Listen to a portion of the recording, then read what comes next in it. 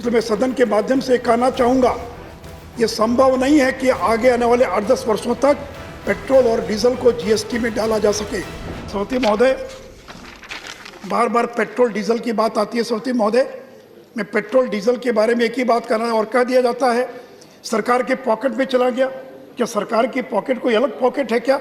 अगर आज excise duty और बाकी से अगर जो पैसा आता है सरकार के खजाने में जाता है, और अगर आज घर घर बिजली पहुंचे, घर घर शौचालय बना है, हर घर नल जल दिया जाना है, तो पैसा कहाँ से आएगा सभापति महोदय? तो अगर हमने डीजल और पेट्रोल से होने वाली आमदनी को अगर देश के विकास के कामों में खर्च हम कर रहे हैं तो उसको भी चुनौती दी जा रही है। और सभापति महोदय, ये सदन को मैं बताना चाहूँगा कि अगर 100 रुपये पेट्रोल या डीजल की कीमत है तो 60 रुपया उसमें टैक्स के रूप में लगता है। और ये 60 रुपया केवल केंद्र को नहीं मिलता सभापति महोदय, इसे 35 रुपया केंद्र को और 25 रुपया स्टेट को मिलता है।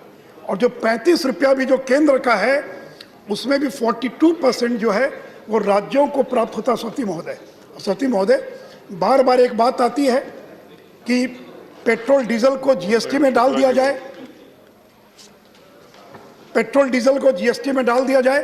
सभापति महोदय, मैं चूंकि जीएसटी से लंबे समय तक जुड़ा रहा हूं, मैं सदन से जानना चाहूंगा अगर पेट्रोल डीजल को जीएसटी में डाल दिया गया तो राज्यों को 2 लाख करोड़ से ज़्यादा का जो नुकसान होगा उसकी भरपाई कहाँ से होगी? अगर 60% रेवेन्यू पेट्रोल और डीजल का और लगभग 5 लाख करोड़ रुपया प्रति वर्ष स्टेट और सेंटर को पेट्रोलियम प्रोडक्ट्स के रेवेन्यू से प्राप्त होता है 5 लाख करोड़, और इस 5 लाख करोड़ जो रेवेन्यू प्राप्त होता है सेंटर और स्टेट को, अगर इसको जीएसटी में डाल दिया गया तो जीएसटी का तो हाईएस्ट स्लैब 28% है और अभी 60% टैक्स दिया जा रहा है। तो जो 2 लाख 2.5 लाख करोड़ का नुकसान होगा उसकी भरपाई कहाँ से होगी सभापति महोदय? और 28% टैक्स का मतलब है कि केंद्र राज्य दोनों को मिलाकर केवल 14 रुपया टैक्स के रूप में प्राप्त होगा। States will gain only 14 rupees as at GST if petroleum products are included in the GST regime.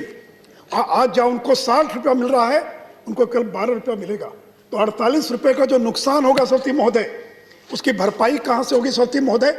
इसलिए मैं सदन के माध्यम से कहना चाहूँगा, ये संभव नहीं है कि आगे आने वाले 8-10 वर्षों तक पेट्रोल और डीजल को जीएसटी में डाला जा सके, क्योंकि कोई राज्य, चाहे वो कांग्रेस की सरकार हो या बीजेपी की सरकार हो, कोई राज्य जो है वो 2 लाख करोड़ से ज़्यादा के नुकसान की भरपाई करने के लिए, क्षति के लिए वो तैयार नहीं होगी सभापति महोदय।